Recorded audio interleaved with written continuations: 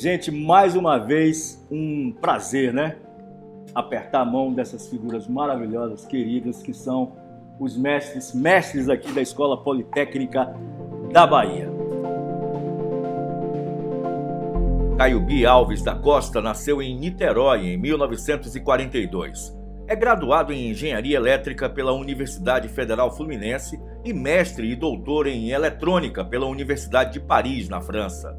Com vasta experiência em engenharia, Caiubi é mestre e formador de centenas de engenheiras e engenheiros brasileiros. Na Escola Politécnica da Universidade Federal da Bahia, foi professor de pós-graduação, mestrado e doutorado nas áreas de engenharia elétrica, mecatrônica, química e de produção. Como diretor da escola em 2 gestões, Caiubi foi grande incentivador da implantação do curso de mestrado em engenharia de produção da Poli. Trabalhou e fez consultorias para empresas de porte, como a Petrobras, Coelba, Ceped, Caraíba Metais e no Polo Petroquímico da Bahia. Em mais de meio século de atividades acadêmicas e profissionais, o professor Caiubi tem participação intelectual intensa em entidades de classe, sindicatos de engenheiros e em diversas instituições ligadas à engenharia e à academia, como o Instituto Politécnico da Bahia e o Instituto Geográfico e Histórico da Bahia. Herman Lepson nasceu em São Paulo em 1953 e é engenheiro mecânico, graduado pela Universidade Federal da Bahia com especialização em engenharia econômica pela PUC de Minas Gerais. Herman é mestre e doutor em engenharia mecânica pela Universidade Federal de Santa Catarina. Professor associado da Escola Politécnica da Universidade Federal da Bahia, Herman estruturou e coordenou o LAME, Laboratório de Automação e Metrologia Industrial, e o CTAI, Centro de Capacitação Tecnológica em Automação Industrial. Foi vice-diretor da Escola Politécnica e é professor permanente dos programas de pós-graduação em Mecatrônica e Engenharia Industrial da UFBA. Pesquisador CNPq, o professor Herman coordenou o projeto de instalação do Instituto Nacional de Geofísica do Petróleo. No Senai Cimatec, Herman é pesquisador líder do Instituto Senai de Inovação em Logística e Automação da Produção, professor titular do Centro Universitário e diretor da instituição.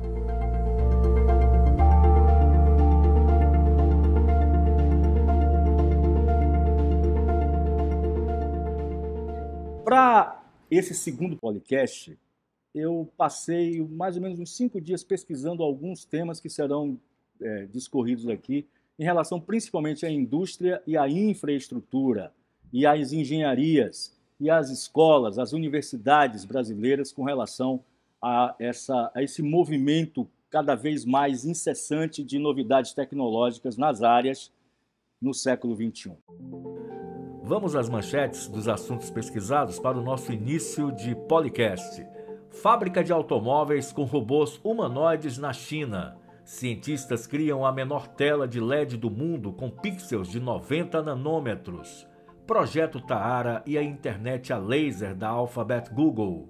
O caça mais poderoso do mundo e a engenharia militar nos Estados Unidos. Fotossíntese natural versus fotossíntese artificial. Professor Herman, professor Caiubi, para onde estamos indo? Pastor, e para onde estamos indo é difícil dizer. Você acaba de mostrar uma série de inovações possíveis que foram anunciadas.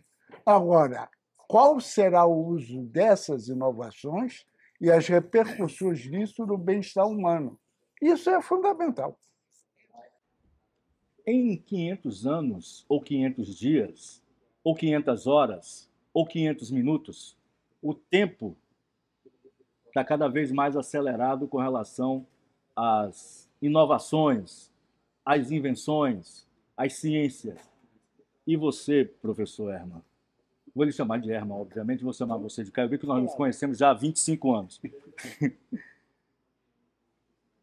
Você sempre foi um curioso, que eu sei, desde pequeno.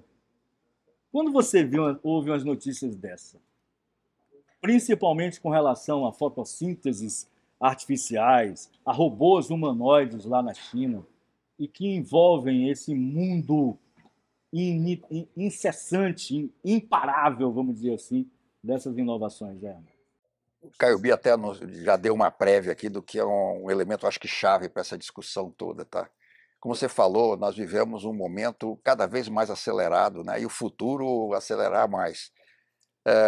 Dessas notícias que você trouxe aí, né? Tem algo de espetaculoso, né? E tem algo de perigoso e tem algo até de interessante.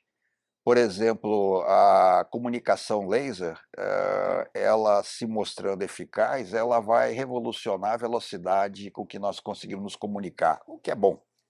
A tecnologia militar, convenhamos, ela passou dos limites, né? Chegou num ponto em que hoje não se guerreia mais humanos com humanos, mais, drones com drones, enfim. E não tem mais sentido. A humanidade passou do ponto de ficar tribos guerreando com tribos. Nós estamos no momento em que, na verdade, a humanidade precisaria estar se agregando em torno de uma demanda comum, que é a sustentação da própria humanidade, que nós estamos fazendo vistas grossas para ela. Esse que é o fato. Essa questão da fotossíntese artificial, por exemplo, abre uma luzinha, não sabemos até que pontos virá de fato ocorrer, mas o que nós precisaríamos estar preservando de fato é a fotossíntese natural. Isso. Sabe? Isso que é a essência, porque o problema não está necessariamente aí. Agora, existem tecnologias, sim, que são menos espetaculosas e que se mostram hoje cada vez mais interessantes. Por exemplo, você falou dos robôs, né? Essa questão dos robôs humanoides no chão de fábrica, eu, particularmente como mexo na área de robótica, eu sei que você tem mais de espetáculo do que de realidade, porque, do ponto de vista eficácia, o humano é pouco eficaz. Ele é muito versátil, mas pouco eficaz. Se eu quero eficácia, eu preciso de um robô especialista. Então, a dinâmica da indústria é outra, não seria necessariamente essa do meu ponto de vista, tá? Então, uma discussão em torno disso. Abrindo um parêntese, essa eu até coloquei ela bem como o cabeçalho das manchetes, porque eu sabia que... Se eu ia provocar, né? Ia provocar.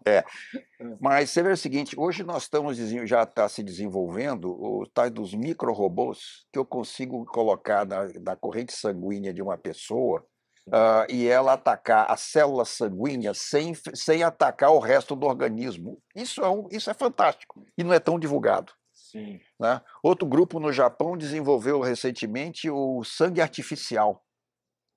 Né? Um sangue, quer dizer, um sangue que é equivalente ao natural, mas que evitará toda essa questão dos problemas relacionados à transfusão de sangue. Eu mesmo gostaria muito de ser doador. Como eu tive hepatite aos 26 anos de idade, hoje não posso doar, cara. Sabe, são as limitações humanas que a ciência está ajudando a superar de uma maneira cada vez mais rápida. Só que isso é de chegar, entendeu? Com certeza. E quando você vê, por exemplo, essa do menor LED com 90 nanômetros, né? Só me lembra, professor, você que gosta de poesia, o E. Cummings, ninguém, nem mesmo a chuva, possuem mãos tão pequenas em algum lugar. Mas sim, deixa eu só... Essa do sangue artificial, junto com a da microcâmara, ou esse pequeno LED aqui, me remete, não sei se você lembrou, de uma das grandes felicidades que você teve na vida, que foi em relação à mitose celular. Na época que você estava fazendo o seu fechamento de doutorado. Não, eu trabalhei... Explica logo isso. Não. Eu trabalhei, atenção, vamos lá, eu trabalhei com... Porque eu pensei assim, quando eu soube disso, só um parênteses, espera aí, só um parênteses. Quando eu soube disso, engenheiro eletricista, uma figura fantástica da Escola Politécnica, e uma pessoa me confidenciou no ouvido que uma das grandes emoções que você teve foi com relação à mitose celular, com relação às células cancerígenas. Peraí. Ou foi uma bagunça? Não, isso? Não é isso, não.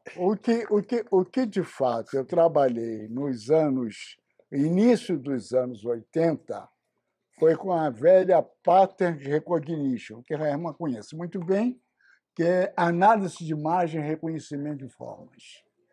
Então, qual foi meu trabalho? Simples. Ou seja, você tem o esfregaço do colo do útero feminino e você precisa aliviar, digamos, ajudar a diagnose. Então, você tem células que são normais e células que são neoplásicas. Você não sabe, pode ser cancerígenas ou não. O problema é que quando você faz o esfregaço e coloca na lâmina, essa superposição desse invólucro celular, ela causa níveis de cinza, vamos dizer assim, semelhantes ao do próprio núcleo. O que te interessa é o núcleo. E esse núcleo tem vários formatos. Então, essa associação nos algoritmos usuais é difícil. Então, o que se fez foi uma segmentação e depois uma reconstrução. Por exemplo, você segmentava, veja, entre duas retas você pode ter o quê? As figuras geométricas. Pode ter até um ponto, certo? Muito junto, uma reta e várias figuras geométricas. Não pode ser mais do que isso. Então, isso você pode, então, segmentando, você reconstrói, coloca na memória e depois recompõe e analisa. Isso você permitia você fazer uma análise de 10 mil células em, digamos, em menos de 1 minuto. Tá? E isso, mas, gente, isso é um algoritmo. E hoje o centro que faz o algoritmo chama isso de inteligência artificial. Não existe inteligência artificial. Existe inteligência artificial? Existe, só que artificial. Artificial. Fique claro isso. Inteligência natural.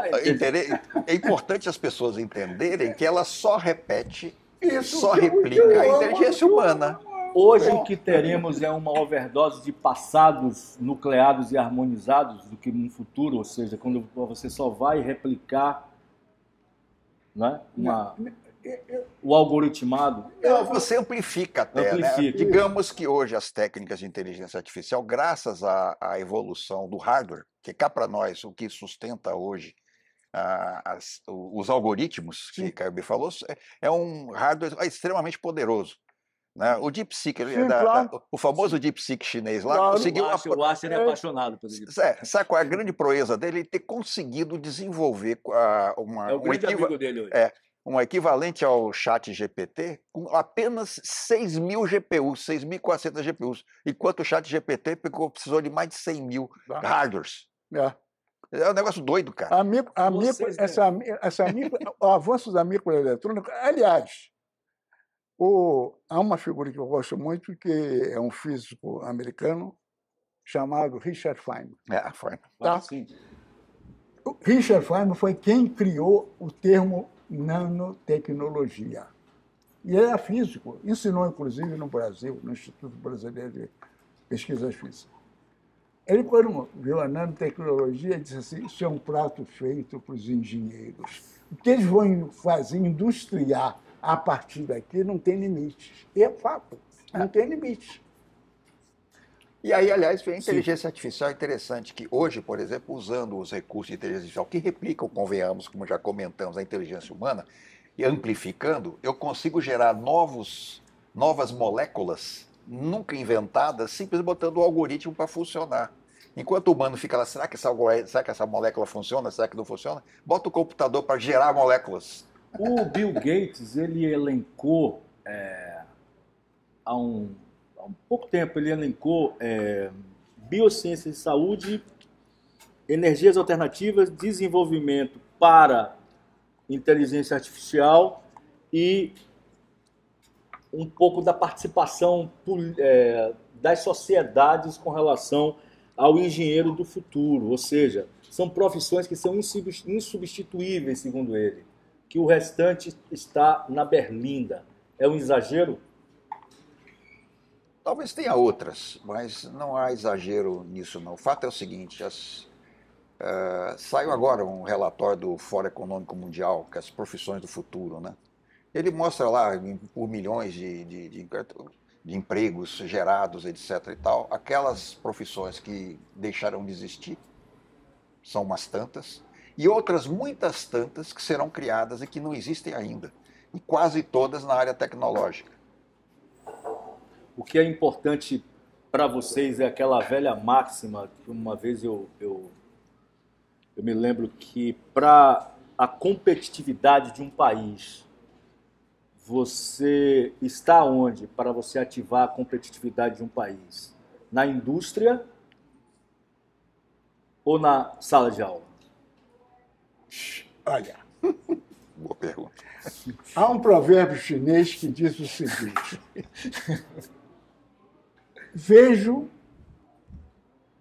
ouço, esqueço. Vejo, lembro. Faço, aprendo.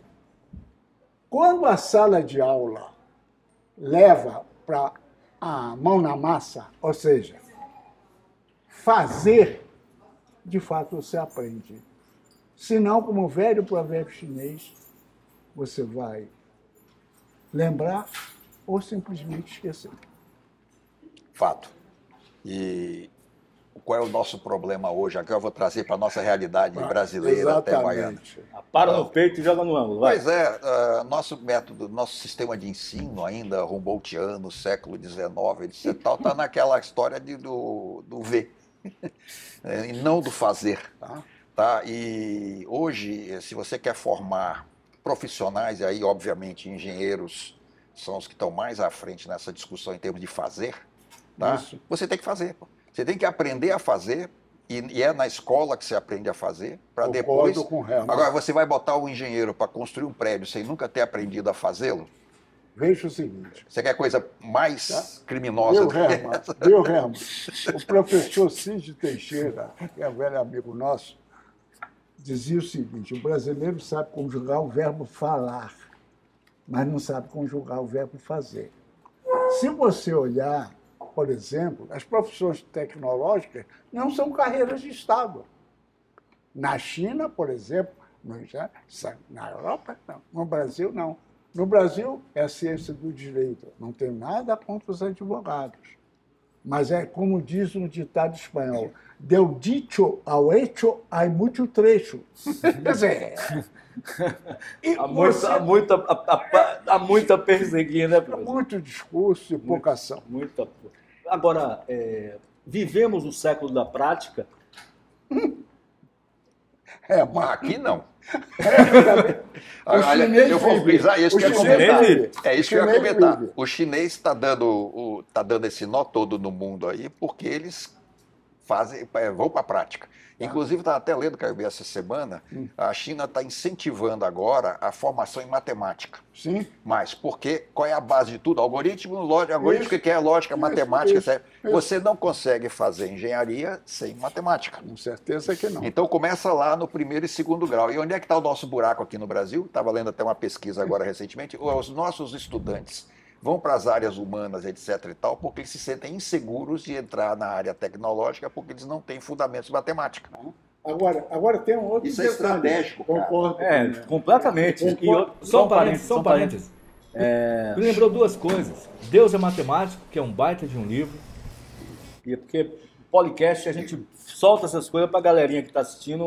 Vai lá, velho. É bom. E a outra... Já que a galerinha está assistindo... Não, mas só você vai entrando, Baba. Interestelar, você me fez, você ou Caio Bico? Não, você, a matemática. Um trecho lindíssimo do filme Interestelar, não sei se vocês já assistiram. Assistam. Que a frase é a seguinte: a física é a poesia e a matemática é o idioma. A física é a poesia e a matemática é o idioma. A física é a poesia e a matemática é o idioma? Eu não sei se a física é a poesia...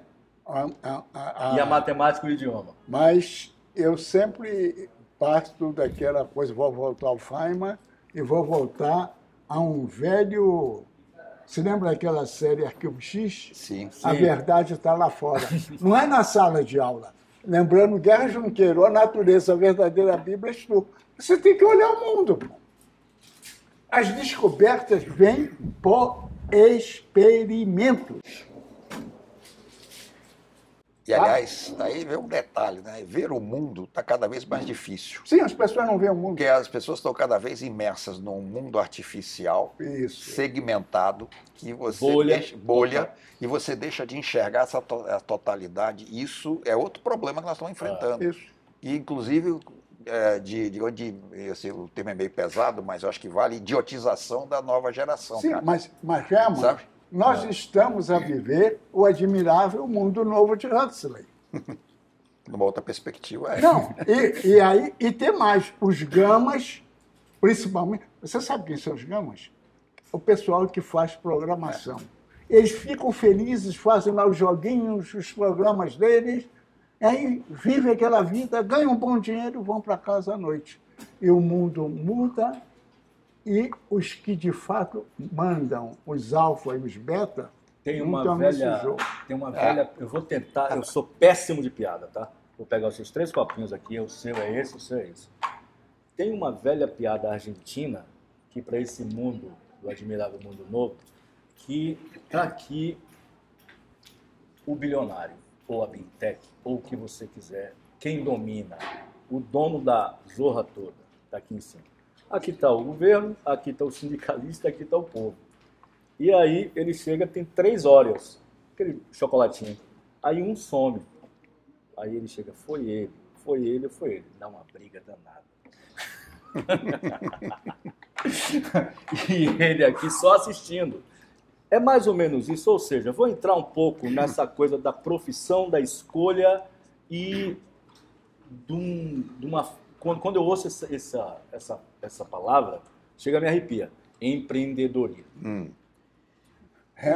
Tem bastante experiência. E aí, a gente tem o quê? Tem uns 20 dias que eu...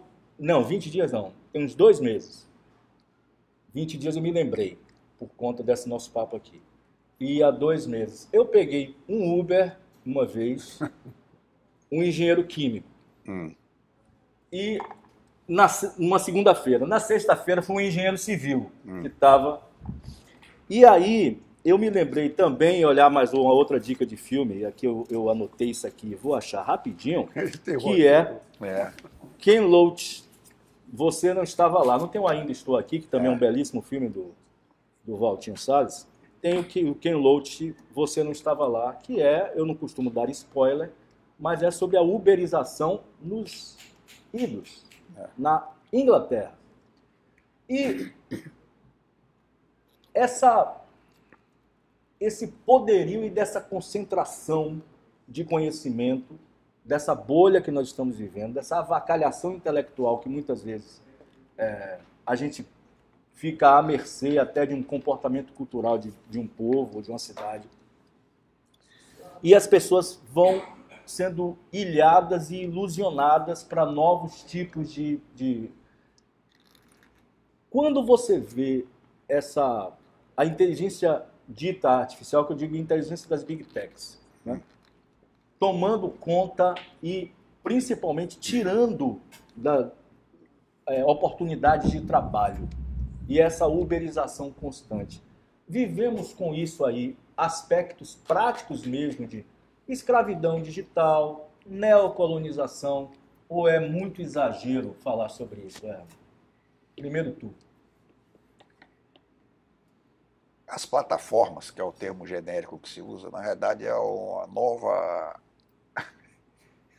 nova, digamos assim, tecnologia para manter mais do mesmo, ou seja, o domínio do capital sobre o trabalho. Como era antigamente, né, você tinha os senhores e os escravos. Ah, não, escravidão, abomina-se a escravidão e joga-se os ex-escravos no limbo e eles viram trabalhadores proletariados. Isso. Tá? Então é a segunda fase da indústria. Agora, com a nova etapa da financiarização e das altas tecnologias apropriadas por grandes corporações, você cria agora as plataformas. O que é a plataforma? Um ente criado que não é nada, que simplesmente o capital se apropria para gerar um novo tipo de escravidão. Simples assim, cara. Isso. O cara não tem um carro, não tem uma moto, não tem uma bicicleta. Ele pode até ter. Mas ele é escravo. Não, eu falo o cara que eu falo, o dono dessa... uma uberização. Okay. Cara, não tem uma frota, não tem absolutamente nada. Não, ele não precisa investir em nada. Nada. Ele transfere tudo para o escravo lá, entendeu? O novo escravo. Vamos ver como são as coisas diferenciadas. Vamos pegar Brasil? Vamos. Há uma figura chamada Irineu Evangelista de Souza. O que esse camarada fez? Esse camarada viu que o inglês começou a perseguir, que a escravidão tinha que acabar. E foi o dinheiro da escravidão que deu origem ao capitalismo. Tá? Isso aí, Gostam ou não, mas é essa a economia Sim. que houve da escravidão que deu origem ao capitalismo. Então, o que ocorre? O Irineu disse o seguinte: era muito dinheiro envolvido no tráfico de escravizados. O que o Irineu disse? A hora que proibir, esse dinheiro não vai ter utilização. Então, eu vou fundar um banco para pegar esse capital e, com isso, eu vou empreender. Construir estrada de ferro, construir isso, construir aquilo, tá? E fez. Tá? E tem um detalhe, fez tudo isso, Irineu já era aos 32 anos, um homem rico, mas ele diz nas suas memórias que ele se recusava a viver de letras do Tesouro. Tá? Que ele queria empreender, que ele não ia aos 32 anos viver de letras do Tesouro. E ele faz o Banco do Brasil, o segundo, depois, por encrenca, o Estado acabou arrebatando o Banco do Brasil, mas ele faz o segundo e empreende. Foi o maior empreendedor, não só no Brasil, mas ele tinha em 6 países empreendimentos. Mas quando você pula Tá. para cá, para o lance da uberização, da iFoodização, Sim. do Não, dessa- deixa eu dessa completar, situação. não, Tá, deixa eu fala. completar. Fala. E ele fez isso, os acionistas ficaram muito contentes, Herman, porque recebiam juros de 7% ao ano. Hoje nós estamos com juros de 14,25%. O que é isso? Agora vamos para o outro lado, que você falou da uberização. As plataformas que o Herman fala. Então, alguém, o famoso sujeito oculto, que você não sabe, tem alguém que controla isso. Ou um fundo de previdência, sei lá, as viúvas dos Estados Unidos, sei lá, alguém controla, e claro, um Musk da vida, ou sei lá, alguém controla esse negócio. E aí você tem por que a uberização na área nossa funciona. Primeiro, porque nós não somos carreiras de Estado. Estou falando na área tecnológica, já que você falou que tinha um era engenheiro civil, o outro era engenheiro químico. Sim. Tá? O Estado da Eu sempre, Bahia não faz concurso quando público. eu pego, eu sempre pergunto a profissão dele. Sim, o Estado da Sempre. Bahia não faz concurso público há quanto tempo? Há séculos. E aí o que ocorre? Os contratos é renda. Contrato renda é um contrato temporário renovável. E o cara vai receber abaixo do piso salarial, que é 8 salários mínimos, 8,5 salários mínimos. Então ele vai receber 4 mil. Não dá para ele sobreviver. Então ele vai dirigir Uber. E nesse ambiente, como é que nós vamos falar em construção de uma nação próspera, como nós vamos falar em industrialização? Eu não vejo, você vê? Não. Aliás, eu estava lembrando dos seus 3 copinhos ali da piada argentina. Sim. Né? O que Caio está falando remete ao papel do Estado. O que nós temos? Um Estado fraco, Isso. refém das estruturas do capital que são externas, diga-se, né? E que justamente não é mais promotor de uma estratégia de Estado, de uma política de fato que enxergue no longo prazo. Isso. Que simples fato, Caio lembrou até o simples fato, se o Estado pagasse os melhores salários para professores e engenheiros, Isso. todo mundo ia ter que correr atrás para manter, para não Claro. ficar. Só que você sabe por que não acontece. Né? E hoje em dia a coisa é mais complicada ainda, pouca gente sabe disso, mas, por exemplo, a indústria alimentícia. Você sabia que tudo que você olhar no mercado hoje, atrás são 10 empresas mundiais? Unilever, Nestlé, Procter & Gamble, enfim, são 10 empresas. Não pode nem chamar mais de trust isso, Agora, né? sabe, É de domínio total. Sabe o que está por trás dessas 10? E é farmacêutica, alimentar. A mesma coisa. É. Agora, sabe o que está por trás de todas essas? 4 grupos financeiros. BlackRock, Goldman Sachs, tem lá mais 2 ou 3 que eu não lembro. Mandam no mundo. Isso. Tá? Só não mandam na China. Esse aqui é o grande, talvez... Mas a China o tombo que vai acontecer na história e futura, me parece, né? Estou agora uma bolinha de cristal aqui, vai ser essa interferência da China nesse modelo que hoje está... Seria um pouco a minha pergunta. presente. Não nesse sentido, que posso chamar de nova rota da seda, o que for. Mas há primeiro, uma divisão geopolítica à frente muito muito óbvia, mas nós vivemos aí duas coisas. Uma é esse corte realmente que está havendo dentro das mudanças tecnológicas, e com relação à pesquisa, porque o que você falou com relação a quilômetros de distância, ou até o que o Caio B lembrou também, a China já está lá. Sim, mas, e aí em pesquisa. Mas atenção, a China. E pesquisa que tem prédios, acho que de 30, acho que eu cheguei a comentar uma vez, vamos falar 30 andares só para pesquisa. Vamos abordar da China. A Hermann se lembra disso. Os alunos da mecânica, Hermann, eu era diretor, mas não me lembro quando, os alunos da mecânica fizeram um projeto com o CNPq aqui sobre produtividade, sei lá. E não sei por que cargas d'água me pediram para eu responder pelos cheques, ou seja, eu responder pelo CNPq, fui eu que respondi pelo projeto. Eles trouxeram vários palestrantes, inclusive, na época, o pessoal da Universidade de Pequim. Tiveram chineses aqui, fazendo palestra nessa escola. Trouxeram o pessoal do Rensselaer Polytechnic Institute, lá dos Estados Unidos. Os alunos da Poli Júnior, se não me engano, não foi? Os alunos que fizeram, não, foi o pessoal da mecânica. Sim. Sei lá o nome do pessoal da mecânica que tinha a empresa Júnior de mecânica. Mas foi que fez isso. Mas isso, me falaram que você ficou feliz pra caramba com isso. Claro que, primeiro, foi a manobra dos alunos e ficou claro, nessa época, que os chineses já estavam avançando. Agora, em relação à China, lembre-se do detalhe.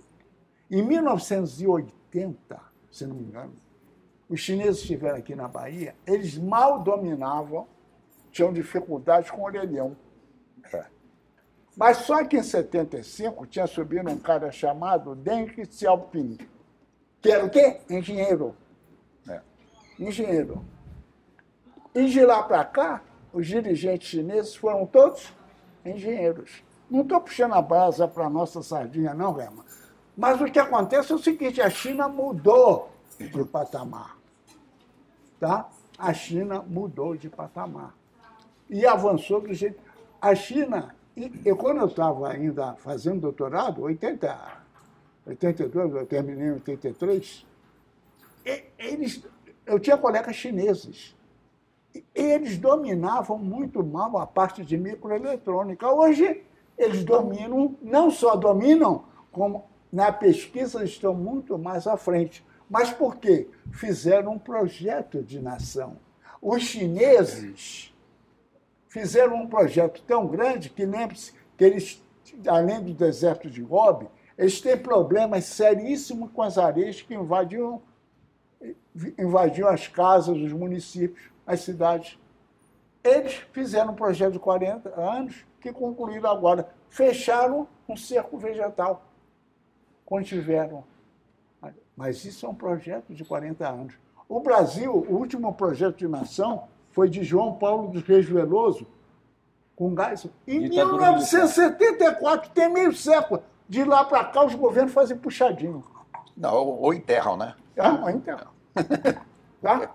Quando você olha o projeto que era para a Bahia, só foi feito 1/3 do primeiro, que era o polo petroquímico.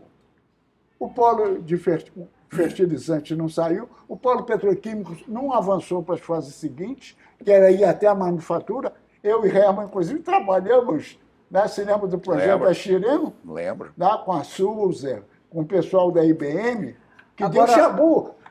Sim, deixa eu completar. Termina. Tinha um projeto de um polo eletromecânico e um projeto de polo metamecânico, não foi feito nada. Nós estamos num estado que é maior que a França, tem um clima espetacular, que é Planalto, tanto que ela tem a melhor condição eólica e solar do país, e 1.200 quilômetros de litoral. Não temos um porto pesqueiro. Nós temos 5 biomas. Eu vou falar o quê? Nós temos 5 biomas climáticos aqui. Nós temos, em 30 anos, puxando dos anos 80, 90 para cá, uma intensa mudança de comportamento com relação ao clima, com relação ao alimento, à água. É um aquífero que tem aqui muito forte. Sim. O Brasil tem 3 aquíferos virados no estupor, mundialmente falando, acho que planetariamente falando, acho que aqui nós temos um bolsão de água fora do comum. Além disso, nós temos, nesses 30 anos para cá, alguns minerais que são hoje objetos de desejo, não é, desses 4 controladores do mundo. As prioridades de um projeto de nação e de país para o Brasil mudaram? Rapaz. Opa! Eu me lembrei de uma história, tá? Talvez fique um pouco longa. Eu vou remeter aí ao final da década de 80. Eu tinha um amigo que trabalhava no... como é que é? Tem a CBPM, tem a CPRM. CPRM, sim. Que era federal. Federal. Ele trabalhava na CPRM. E ele contou para mim uma história com o que aconteceu com um colega dele lá, e um conjunto de fatos, né? A CPRM estava encarregada naquela época de fazer o mapeamento da nossa capacidade mineral do país, etc. e tal. Os colegas deles estavam fazendo uma pesquisa lá na região norte da Amazônica, etc. e tal. O avião deles deu um piripaco e tiver que fazer o pouso de emergência no meio da Amazônia. O piloto achou lá um cucuruto que não era floresta, conseguiu pousar enquanto pedia socorro, estou esperando. E tudo geólogo falou, que diabo tem esse cucuruto aqui? Né? Aí foram xeretar enquanto esperava o socorro, né? Viu que tinha minérios ali valiosos, etc. e tal. Levantaram a lebre e tal, voltaram para casa. Quando chegaram na CPRM, falaram, precisamos fazer um levantamento e tal. Aí busca lá, busca para cá, descobriram que tinha um colega que estava fazendo doutorado na Universidade do Colorado, que é a principal universidade da área de geologia e mineração do mundo, né? Quando foi o colega, falou, peraí, eu vi alguma coisa aqui. E descobriu que na biblioteca da Universidade do Colorado já tinha tudo. E descobriu mais. Descobriu que isso tinha a ver com um tal de um projeto da Fundação Hudson. Pouca gente ouviu falar na época dos militares. Essa Fundação Hudson fez um programa fantástico para convencer o governo brasileiro a criar um grande lago para fazer uma proteção ambiental, não sei o que tal, que era para esconder o que hoje sabemos que é Carajás.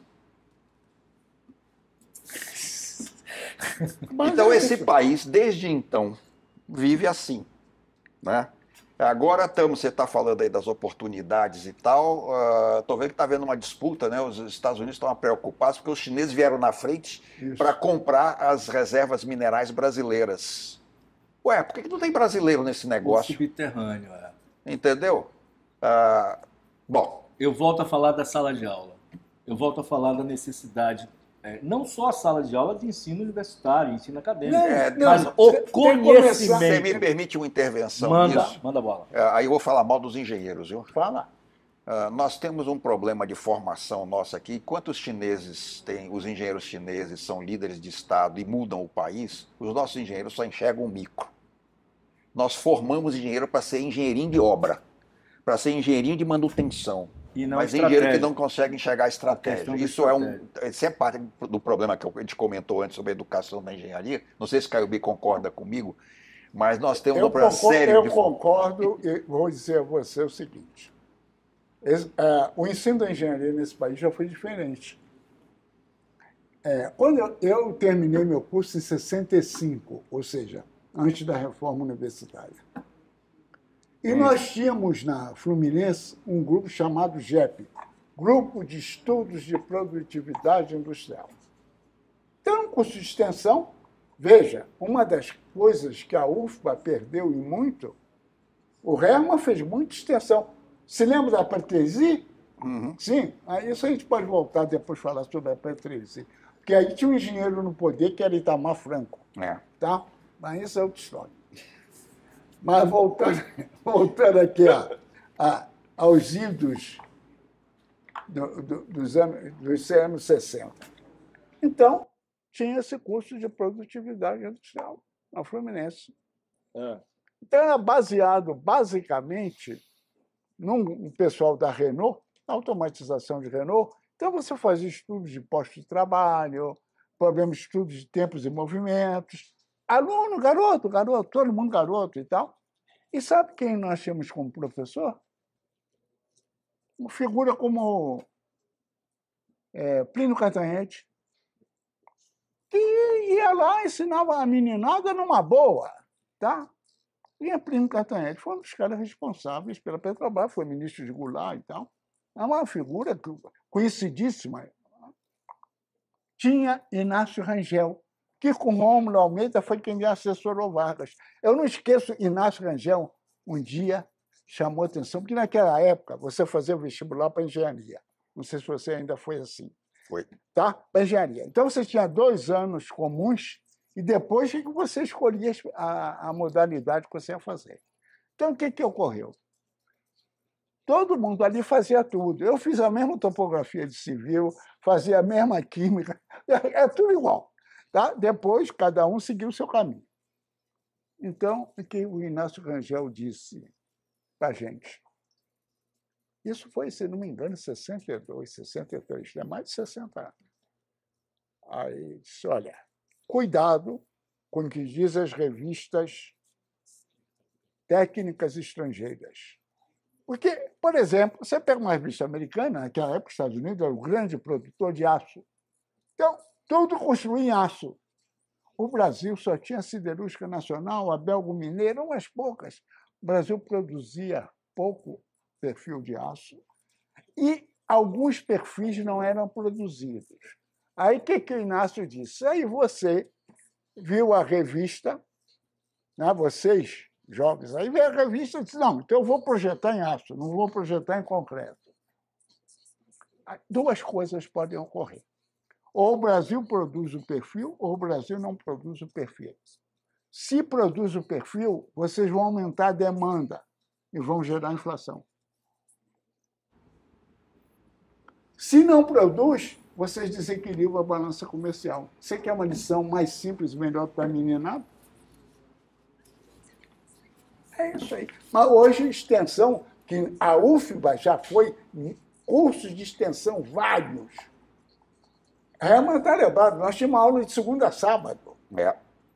Tinha gente que vinha aqui ensinar os garotos a projetar, a partir de tubo de PVC, telescópio. Hoje tem alguém que faça isso? Não.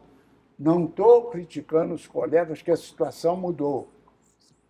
Mudou em vários aspectos. Mudou desde o salário, que piorou, segundo uma projeção de Ailton, se nós estivéssemos ganhando o salário, alguém que fosse adjunto 4DE, o salário hoje tinha que ser 48 mil, está longe disso, tá? Mas também o princípio dos sociólogos brasileiros que criou alguns problemas. Por quê? Nós tínhamos uma conta de recursos da União, que é 112, esse número eu sei porque eu fui diretor, eu era obrigado a saber, não é nenhuma vantagem, e a 250, que era recurso próprio. Qual a vantagem da conta 250?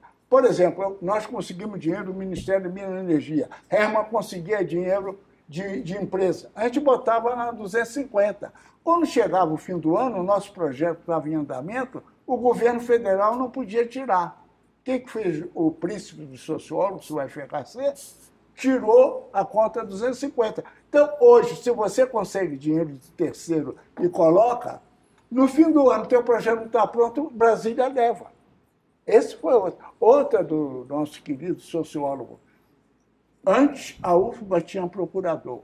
Hoje, o procurador da UFBA é procurador da Advocacia Geral da União. Ele não está aqui para defender o interesse UFBA. Ele está aqui para defender o interesse da União. Então, veja, então, eu não posso fazer críticas ao que está ocorrendo hoje, se não tem extensão e tal. E há outro ponto também, que é a pontuação para a progressão acadêmica. Extensão conta muito pouco. Se você faz um trabalho de extensão, leva 2 anos, e não é a UFBA só não, o Brasil todo, tá? Você conta pouco ponto. Se eu escrevo 10 artigos, eu faço muito mais pontos. Então, para que eu vou fazer extensão? Você entende qual é o problema? Deixa eu fazer um complemento nisso. Pois não. Você falou o negócio da União, Advocacia da União, tal, me lembrei de um detalhe. Se nós fôssemos chineses, a União ia ser fortíssima e ia estar fazendo aqui o que fez lá. né? Eu preciso formar pessoal estratégico e preciso formar com visão estratégica, preciso formar em STEM. Que, aliás, quem criou esse termo não foram nem eles, foi o Obama. Science, Technology, Engineering and Mathematics. Né? Preciso formar. Hoje, 52% dos estudantes universitários chineses estão fazendo ciência, tecnologia, engenharia e matemática. Tá? Então, o Estado, quando a União guia de uma forma positiva, guiando os roteiros, é outra coisa. O problema é que a nossa União aqui está desunindo, né? Ou seja, tem uma visão, cada governo que entra, a cada 4 anos vira uma noia diferente. Não, Vivemos, nossa história recente atesta isso, e não tem projeto. Há meio século que você não tem um projeto de nação. Ponto. Bom, aí não dá.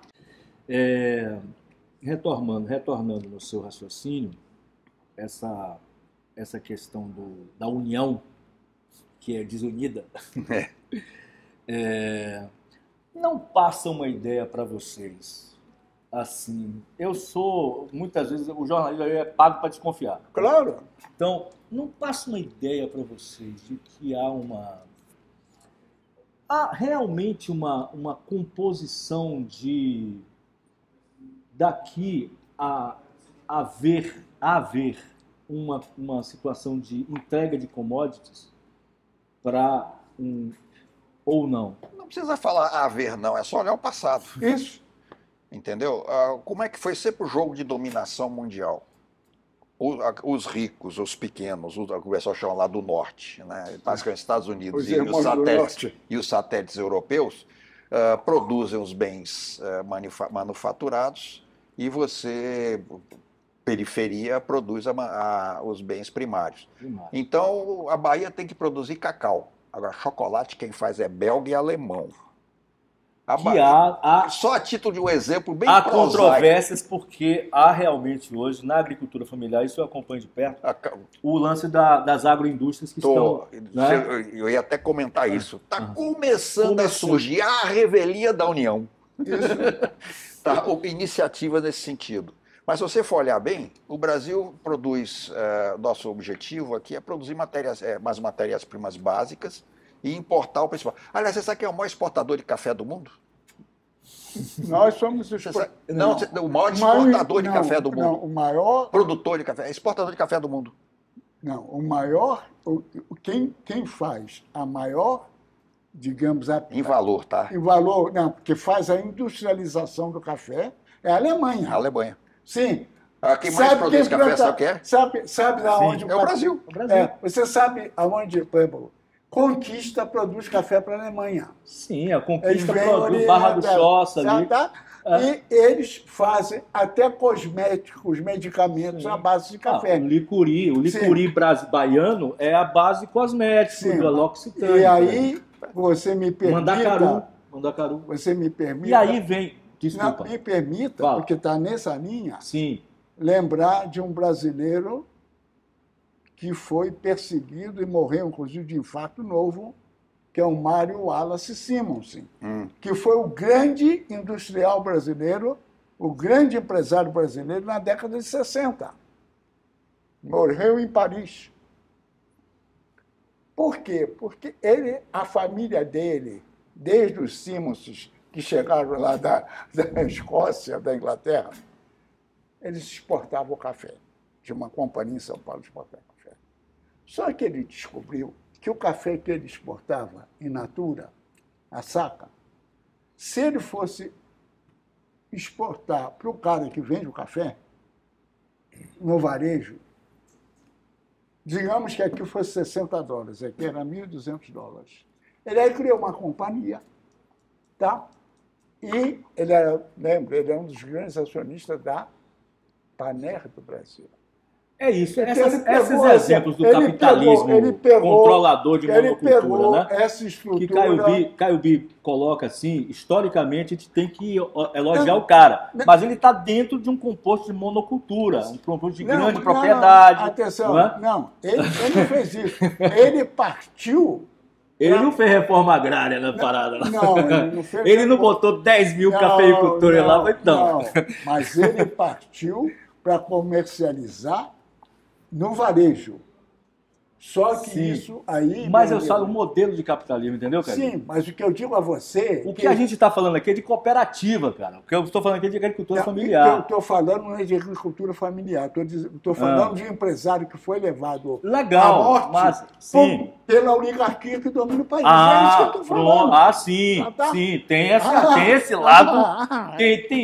Tem os lados, as várias pontas, né? Agora, com relação a isso, isso que eu te perguntei, eu perguntei para o Caio, que é o seguinte, eu concordo plenamente com a história do Simas, inclusive, que não é, gente, o Mário Henrique, o pessoal confunde muito, Mário, né, Mário Simas? Não é o Mário Henrique Simas, que foi ministro da Fazenda, ele era um cara... era sobrinho do Mário Cochrane Simas, que foi o cara que fundou a Fiesp, Sim. que foi o cara que tinha uma visão progressista, inclusive o cara escreveu sobre a economia do Brasil.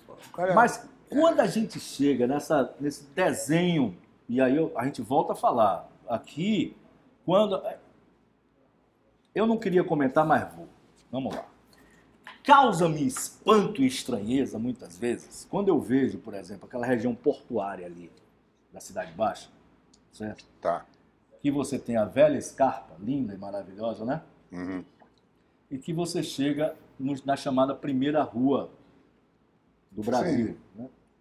E você vê aquela conjunção de hotéis 5 estrelas, aquela coisa que meio, sabe?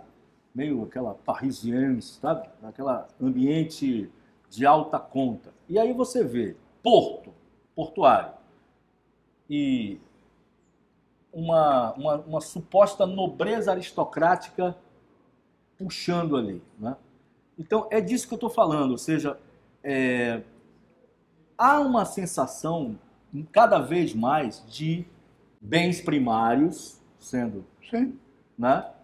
A parte do ensino, sabe, a intelectualidade cultural, vamos dizer assim, sem nenhum termo soberano ou pomposo, nada, mas conhecimento e práticas legais, bacanas, né? Eu me lembro de um filme chamado Caio B sabe como é que eu sou, eu sempre remeto a um título desse filme, o Bernardo Bertolucci no Último Imperador. Tá. Né? E que você tem lá a figura da Mongólia, como é que né, se conseguiu invadir a Mongólia apenas com o quê? Com o ópio. E aonde o ópio? Na classe média e alta. Pronto. Aniquilou, invadiu sem disparar uma bala. Né? Então, esse tipo de situação de neocolonização, eu volto a falar no termo neocolonização, passa por isso, passa por uma falta de incentivo às partes do ensino estratégico, de transformar o engenheiro na figura estratégica, por exemplo, que é necessário. Como é que você pode pensar um país ser um engenheiro, ser um cara lá para ser ouvido? É que eu acho que é pior que isso. Concordo com o Herman. Porque tem um troço aqui que... Aliás, eu até li um livro recentemente, A China Hoje. Me fugiu o nome até de um professor chinês que é radicado nos Estados Unidos, pediram a ele: olha, você que é chinês, fala para nós ocidentais, que ele ficou ouvindo o tempo todo das histórias sobre a China, aquelas histórias enviesadas do Ocidente. Ele pediu para ele falar uma história: o que é essa China hoje? E ele comenta uma coisa que me chamou a atenção. Ele disse: a sorte da China é que depois da Revolução de Mao, destruiu a elite, acabou com o conceito de elite. E quando a China precisou se reconstruir, ela não tinha uma elite para atrapalhar. O atrapalhar é por minha conta aí, tá? Ele usou esse termo, mas sintetizei. O significado é esse. O que acontece, não só no Brasil, na Mongólia aconteceu, se você olhar a história toda, as elites dos países subsidiários, né, como o Brasil ainda é hoje, são cooptadas pelos modelos. A Caio B contou a história do aço, do verdade, que tem que importar. Você fica lá com o modelo mental nosso, é estadunidense.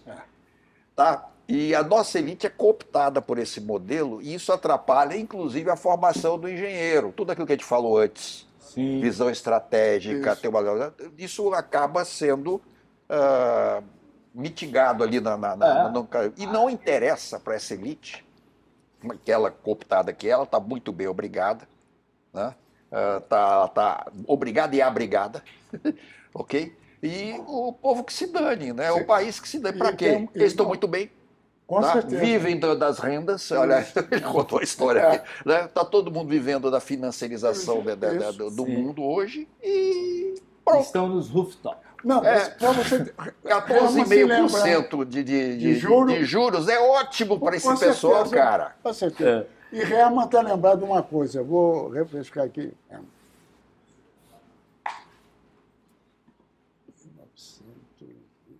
Anos 70. Você se lembra O que... bom de Caio B que ele remete a gente para a história. Não, é recente. Você se lembra que o Grupo Itaú tinha sementeiras? Tinha sementeiras, tinha empresa. Em todo o país. Que tinha a Itautec, Isso. que fabricava computador. Meu primeiro computador que foi tinha Itautec. outro Itaú, que fabricava componente eletrônico. De repente, a Itaú olhou para um lado, olhou para o outro, disse, olha... Dá muito trabalho. Dá muito trabalho, eu tenho problema com o Ministério do Trabalho, eu tenho problema com segurança, eu tenho problema disso.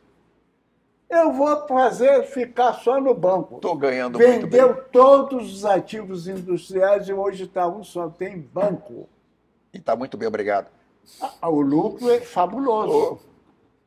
O lucro é fabuloso. O investimento numa indústria, você só tem retorno se depois de 8, 10 anos. E se, né? E se der retorno. A única indústria que te dá lucro mais rápido, dá em 5 anos, é refinaria. Por isso o velho Rockefeller dizia que o melhor negócio do mundo é uma refinaria bem administrada. O segundo negócio do mundo é uma refinaria razoavelmente administrada. E o terceiro negócio do mundo é uma refinaria mal administrada. E a primeira coisa que o governo passado fez foi vender a Mataripe. Mecânica e eletricidade andam juntas? Cada vez mais. Não tem jeito. Olha a mecatrônica. Pô, o Cabi falou disso. O que é a mecatrônica? É a junção de mecânica com elétrica e eletrônica. Né? Obviamente tem computação aí também, porque você tem a parte de software embarcado. Pronto. Entendeu? Sim. Então, se elas andam juntas, como é que foi andar junto com esse cara? Como é que foi andar junto com esse cara e transformar em história uma parte dessa escola aqui, além da própria escola? Bom, veja, quem é que começa a falar? Bom, eu só vou começando a dizer o seguinte, ele sempre foi meu professor. Tá? Não, esse aí tá... Simples assim. Ele está dizendo isso que eu sou mais velho, mas não é isso não. O tempo é uma invenção. Sim, mas deixa eu te contar. Herman conhece a história. Herman esteve no Japão, Herman esteve na Europa. Herman foi o primeiro cara que viu aqui uma planta, como tem hoje o Senai Cimatec. E Herman está lembrado, vou contar uma historinha. Criou-se uma associação chamada P3I. Associação de Programas Integrados em Informática Industrial. Aí tínhamos nós, Santa Catarina, USP São Paulo, USP São Carlos, pessoal de Fortaleza, pessoal de Pernambuco. E o pessoal não chegava a um acordo. Aí, Herman, de nós, era quem mais se movimentava nisso, quem mais empreendia. Qual foi a conversa de Itamar Franco? Ou vocês se entendem ou não tem dinheiro para ninguém. Não foi isso? Foi. Pronto, resolveu. E sem dinheiro, pô. E o pessoal se ajustou, a Bahia ficou com os processos, com a liderança dos processos contínuos, e Santa Catarina ficou com a liderança dos processos de manufatura. Pronto, e a coisa andou. Inclusive, tive publicando um livro, né? Foi. Conta um pouquinho. Como Itamar saiu, morreu. Que era engenheiro, Itamar Franco. Era engenheiro. Como foi essa palpitação? E me permita eu entrar um pouco nessa consideração, que hoje eu tive, quando eu cheguei aqui, para a gente fazer a gravação, eu encontrei, acho que um ex-aluno seu que hoje é professor. Não vou dizer quem é. E ele chegou e disse assim, aí eu perguntei, vem cá, velho, o que é o CT aí? Quando você se depara com aquilo ali? Centro de Automação Industrial aqui da Escola Politécnica, que é uma referência no mundo. Sim. No mundo. Ele falou assim, é um misto de palpitação e orgulho. Mas foi a primeira vez que eu já vi. Porque emoção e orgulho, todo mundo diz, né? Emoção, logo depois vem o orgulho. Desta vez foi palpitação e orgulho. Bate o coração aí bem quando você chega, vê. Porque uma coisa que vocês não sabem é que aqui você tem, vocês que não convivem aqui, obviamente, com a Escola Politécnica, vocês não sabem o quanto é uma conquista tecnológica e de inovação tecnológica. Ao longo do tempo, eu desconheço o lugar do mundo que tem esse laboratório de elevação artificial. Sim. Eu desconheço. Tem? Me ajuda. Desconheço. Não duvido que tenha, porque pode ser. Não me surpreenderia se até aparecesse. porque ele tem o quê? 20 anos. Né? E agora o fato é o seguinte, ele é centro de referência hoje para elevação artificial aqui no Brasil. Isso, no Brasil. Ele é um centro, é uma referência mesmo em relação ao laboratório de elevação artificial no Brasil. Por isso que eu perguntei sobre mecânica e eletricidade andam juntas, mas principalmente com o olhar de vocês dois, principalmente o seu, com toda a sua equipe, e uma luta que foi, né, de encaixar, né, dentro de uma possibilidade concreta a existência do centro. Não é isso? Essa história realmente é muito interessante, porque esse indivíduo aqui teve um papel extremamente relevante. Porque quando pensamos em montar aquele laboratório lá, era para ocupar um espaço de laboratórios que estavam abandonados, não tinha mais serventia, etc. e tal, só se acumulava lixo lá. Aí pleiteamos usar aquele laboratório para... não, porque eu também tenho interesse, porque aí essa tal comunidade, tá, cada um puxando, foi o maior rolo para conseguirmos aqui na congregação da escola aprovar aquele projeto. Se não fosse Caio Bi e Luizão depois apoiar esse trabalho, etc. A gente fez uma comissão de espaço físico envolvendo vários departamentos. Aí, no final, teve que fazer algumas concessões. Fulano leva isso, fulano para amarrar o espaço ir. Olha, foi um sofrimento, entendeu? E aí você vê que não há um plano, como não há um plano estratégico, desde lá, inclusive dentro de uma escola, inventar obviamente, cada um defendendo o seu interesse, entendeu?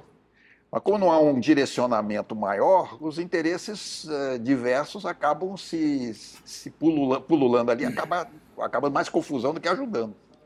Um futuro para o Brasil seria interessante você ver o que um centro como o CTAI, por exemplo, que você vê pessoas ao redor do mundo, né? Na Noruega, no interior do Brasil, desenvolvendo situações em outros estados. Tal. Há uma coisa que tem que lembrar, é que Hermann conseguiu um acordo com a Alemanha. Foi. Sim.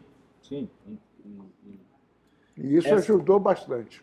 Mas quando você olha para universidade, academia, pesquisa, extensão e, no caso, as ações do centro, um centro como o CTAI, ou como as suas atividades no Senai Cimatec, você quer seus alunos de volta?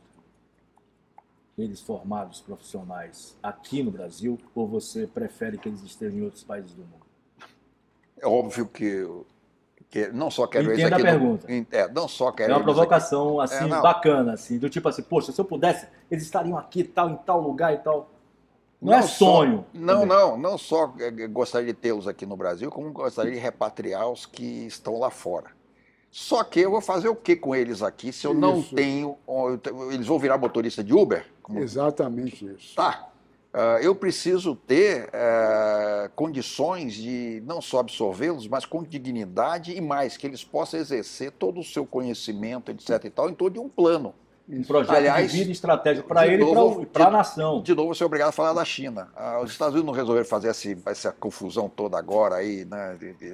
Contra, inclusive, tarifácio é a consequência, todo o processo de bater na China. Os chineses falam, não tem problema, não, vem, vocês que estão aí, voltem. Os Estados Unidos estão apavorados, porque descobriram que boa parte dos pesquisadores desses são chineses. Isso. Os chineses estão encontrando espaços legais para trabalhar lá. Entendeu? Então, eu vou fazer o que aqui? entendeu? Aí vou para lá. Nós precisamos fazer isso aqui no Brasil. E Precisamos hoje, criar essas a condições política aqui. das patentes, hein? Quem mais lidera em patentes no mundo são os chineses hoje. Aliás, sobre patente, é bom lembrar também historicamente um fato. Novamente vai entrar em jogo o príncipe dos sociólogos brasileiros. Ih, essa história é boa. Por quê? O Brasil foi um dos primeiros países a ter um acordo de patente. E o Brasil tinha uma posição privilegiada. Nós abrimos mão de muita coisa, e isso nos prejudicou, na linha de patentes, por uma decisão do senhor Príncipe. Fernando Henrique Cardoso, príncipe dos sociólogos. E quer que eu traduza isso em fatos? Quando o Brasil assinou, que o Fernando Henrique assinou o acordo TRIPS lá, que abriu mão Abriu dos mão seus do privilégios de direito que nós patentes, tínhamos. a indústria farmacêutica brasileira, que graças aos militares a justiça seja feita, e cada estado tinha uma indústria farmacêutica forte, nós tínhamos aqui a Bahia Fechou. Farma, tá? Em 3 anos foi obrigado a fechar tudo, porque teve que entregar tudo para o estrangeiro. Em 3 anos, o preço dos medicamentos no Brasil subiu, está lá, estatística acima da inflação, 83%. No Hoje, 87% da indústria farmacêutica que está no Brasil é multinacional. Isso. Tá? Terceiro, por conta desse aumento de preço, não sei o que, aparece a salvação, a tábua da salvação, que é a criação do Serra lá, do José Serra, lá ligado ao ministro da Saúde de Fernando Henrique, criar a lógica dos... Não, vamos criar o negócio dos genéricos, conseguiu baixar 30%. Isso. Primeiro sobe 83%, acaba com a indústria nacional e depois vem com essa... E é assim que se faz o Brasil, cara. Chega! Um bocado de Eu me revolto com essa, entendeu? Um bocado de esparadrapo. Não, pior do que esparadrapo é você destruir o que nós temos, depois ficar inventando arremedos para justificar o mal feito, E entendeu? o pior... O arremedo seria uma metáfora do esparadrapo. Sim, e o pior do que Herman está falando, que isso é cíclico. Aham. Se você pegar o Brasil de Tomé de Souza, está lá nos... Agora eu vou ter que falar, não tem jeito. Nos novos mitos e velhas realidades. Está lá. De Tomé de Souza a 2020. Você tem ciclos de desenvolvimento que são desse tamanho e ciclos de retrocesso que são desse tamanho. Pois se fosse senoide, com os de desenvolvimento desse tamanho e os retrocessos desse tamanho. Porque a elite brasileira foi a melhor aluna de Tommaso de Lampedusa. Vamos mudar para que tudo continue como está. Como está. Aliás, o discurso de Arthur Lira na segunda posse foi isso. É bem simples assim, do que o Herman falou. Basta você querer criar qualquer remédio com... Ou um chá de quebra-pedra, por exemplo. Vai tentar para você ver. Não, pior. E aí... A política de patentes aqui, Sim. todas essas... Atenção. Outra coisa, desculpa, o pesquisador, às vezes, não fica entre a publicação e a patente, não? Não, tem um detalhe. Deixa eu contar um caso. Teve um pesquisador, esse cara até não ficou muito bom de saúde, não, brasileiro, que... ao estudar os efeitos do veneno da jararaca, você conhece a história? Conhece a história. Criou o captopril. E, inocentemente, publicou numa revista de... Não é? Aqui, o Brasil, nós tem que publicar, tem que publicar. Não era a Viúva Negra, não era... Não, foi a jararaca. A jararaca, né? Tá? Tem que publicar, é verdade, tem que publicar. Eu vou dizer a você, quando eu ingressei no Comissariado de Energia Atômica, a primeira coisa que eu assinei foi um documento renunciando a qualquer direito que eu tivesse em patente. Tá? Mas se eu fizer isso aqui, Herman fizer, na universidade, isso é um crime contra o direito do pesquisador. Aí, voltando um cara do captopril. Um laboratório americano pegou um artigo, fez o captopril, que recebeu o nome de Capotem, e patenteou. Em 98, o Brasil pagou 4.800.000 dólares de direito de uso do captopril, coisa que ele criou. Esse é o Brasil. E por tabela, se não me engano, é o efeito que causou desses azulzinhos da vida aí que o povo toma. Né? Tá.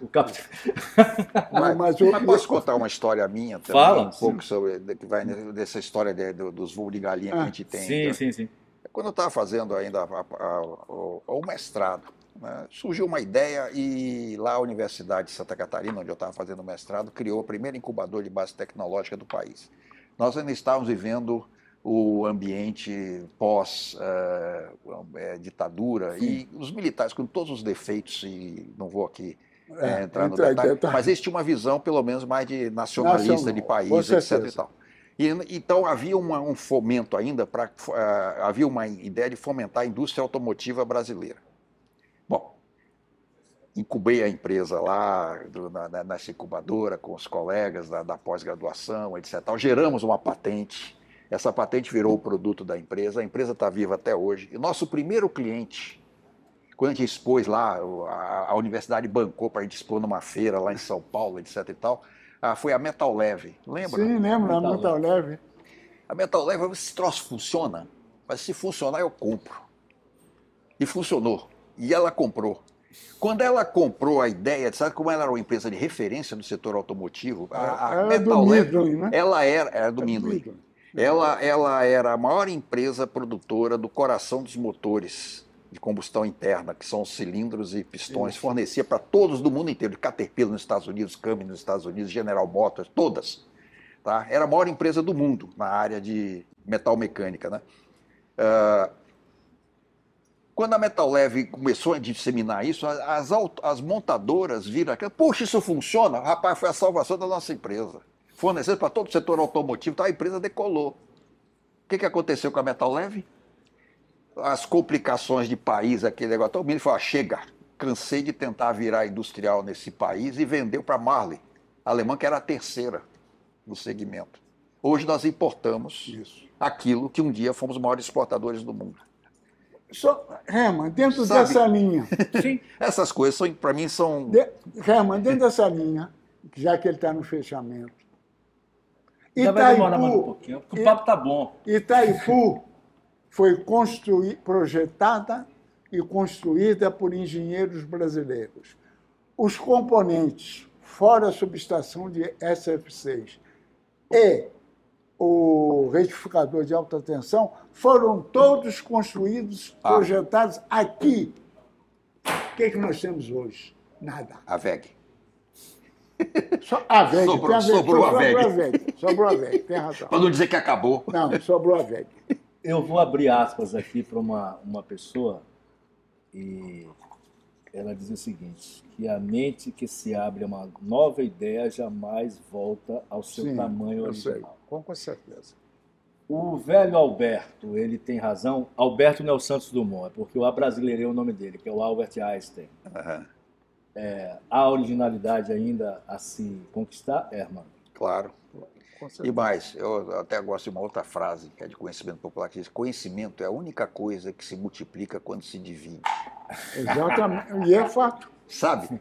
E é o coletivo. E isso, nós temos, uma das riquezas do brasileiro, está exatamente nisso, cara. A nossa capacidade criativa é enorme. Se juntar 3 brasileiros, dá show. Aqui, acho que juntou aqui, acho que deu um show, né? Só nós não sabemos disso, cara.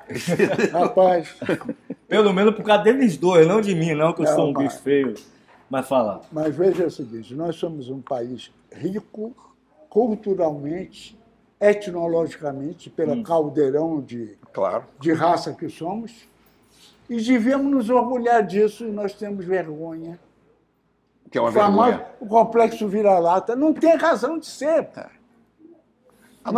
Aqui, essa casa, tá aí. Essa casa, nós temos aluno na NASA, nós temos aluno na Boeing, em todos os lugares. Quer dizer, você falou de 2 estadunidenses, mas temos alunos espalhados pelo mundo inteiro. Não vamos longe, não. Aquela cooperação com a Alemanha, a gente criou um programinha lá de cooperação com eles lá, né, de mandar aluno de graduação.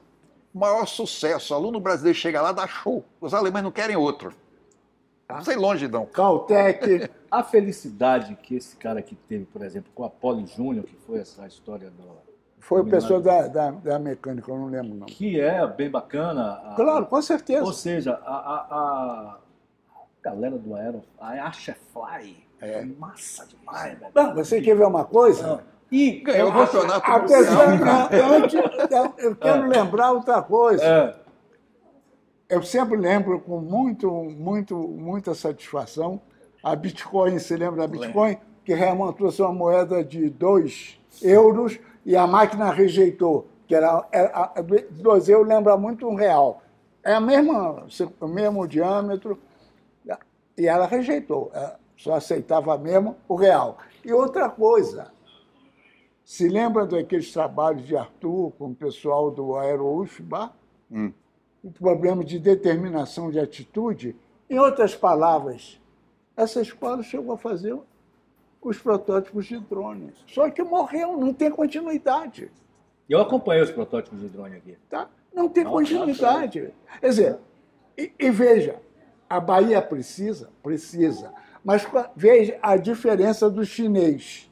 O chinês pega o drone e está transportando mercadoria agrícola que está na montanha e é de difícil acesso, transporta com drone para a estrada. Aqui a gente filma carnaval e lá em cima provoca guerra, né? Os Estados Unidos utilizam os drones. O chinês ele está avançando comercialmente. Você me lembrou de um ex-aluno meu que fez doutorado, etc. Tal, virou professor lá na China. Eu estou tentando trazer esse cara no Brasil.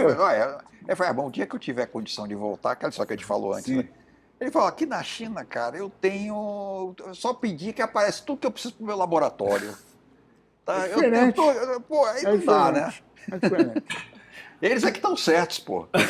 Nós é que precisamos aprender com eles nisso, sabe? Meus queridos, olha, eu tenho uma satisfação muito grande quando eu reencontro pessoas que a gente entrevistou, né? O face a face, né? E agora o encontro é diferente. E aí, como eu sou viniciano, né? Que a vida é a arte do encontro, né? E promover esse encontro de vocês é bem legal. Olho no olho, a melhor coisa que tem. Melhor coisa que tem. Melhor coisa que tem. De tudo pra tu, como diz. É outra coisa. Tá bom. Gente, mais um podcast. Esse foi o número 2. Episódio número 2 do podcast. Vocês podem acompanhar o episódio número 1, que foi com Mairbal Marinho e Asha Pickerstock, na PoliTV. @PoliTV. Tá aqui aparecendo no meu rodapé o endereço no YouTube. E vocês vão acompanhar mais 2 episódios. Já gravamos 2. O com Caio B e com Herman foi o segundo. Teremos o 3º e o 4º no segundo semestre de 2025. E vocês acompanham na íntegra esse papo maravilhoso, muito bom, que a gente promove aqui com esses mestres da Politécnica. Tá bom? Valeu. A história do bigode é rápida. Simplesmente, ele mantém esse bigode até hoje. Porque antes, ele, ainda estudante, chamaram ele para ensinar. Sim. E aí ele, para colocar mais moral na história, ele jogou. Eu era estagiário na empresa, mas eu já tinha relacionamentos com diretores de empresa, empresários. Aí o meu diretor falou, bota um bigode aí pra pelo menos disfarçar um pouco. Aí a pessoa que me contou isso só me lembra meu início como repórter, de jornalismo também, que eu tive que jogar uma barbinha porque era fodongueira. Pois é. Grande noite pra vocês. Valeu. Foi um bom papo. Foi ótimo.